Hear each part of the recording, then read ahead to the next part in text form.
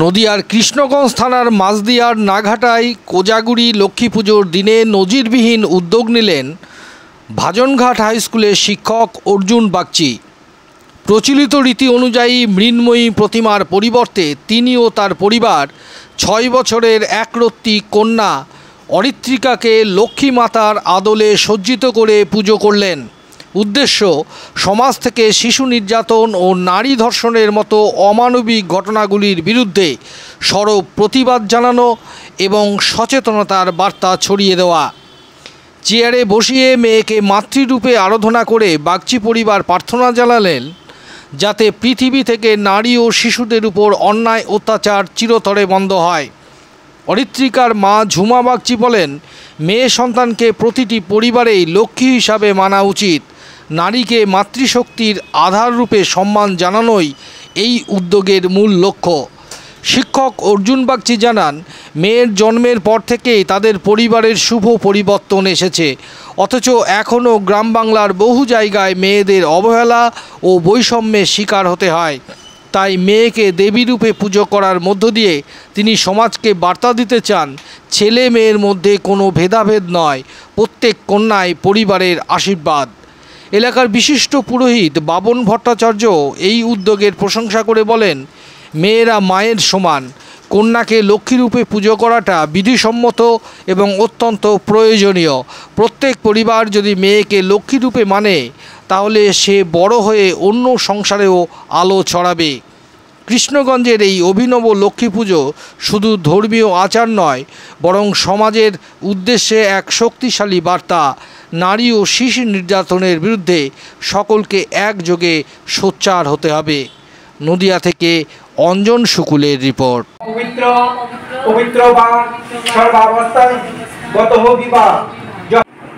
মা, তুমি আজকে লক্ষ্মী সেজেছ? কেন সেজেছ?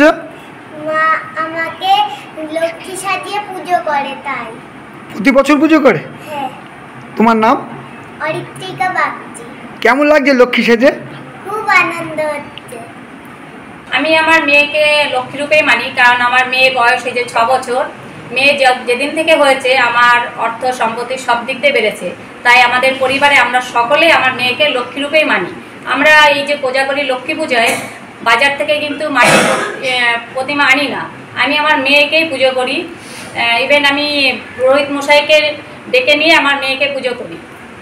এই যে মেয়েকে পুজো করছেন, এটা সমাজে কি বার্তা দেবেন? আমি সমাজকে একটাই বার্তা দেবো, মানুষ কিন্তু এখন মেয়ে হলে তাকে একটু অন্য চোখে দেখে। আমি সবাইকে বলবো, মেয়েকে সেই চোখে না দেখে একটা সমাজে যখন ছেলের যতটা অধিকার, মেয়েরও সমান অধিকার, আর ছেলেকে ঠিক যেভাবে মানুষ করবে মেয়েকেও সেইভাবে মানুষ করো। মেয়ে হচ্ছে মায়ের সমান। আপনার নাম? আমার নাম ঝুমা বাগচি। আপনি একজন স্কুলের শিক্ষক হয়ে বাড়িতে নিজের মেয়েকে লক্ষ্মী পূজা করছেন, কারণটা কি? কারণ আজ একবিংশ শতাব্দীর 3য় দশকে দাঁড়িয়েও সমাজের আনাচে কানাচে আমরা দেখতে পাই নারী নির্যাতন, বধূ নির্যাতন। তারই প্রতিবাদে আজ আমি সমাজ গড়ার কারিগর হিসেবে নিজের কন্যাকে লক্ষ্মী প্রতিমা হিসেবে পুজো করে সমাজকে এই বার্তা দিতে চাই যে নারী নির্যাতন বন্ধ হোক, এবং নারীকে আমি যেভাবে লক্ষ্মী রূপে পূজা করছি সমাজের প্রতিটি মানুষ যেন নারীকে সেভাবে সম্মান দেয় এবং অবহেলার হাত থেকে তাদেরকে রক্ষা করে।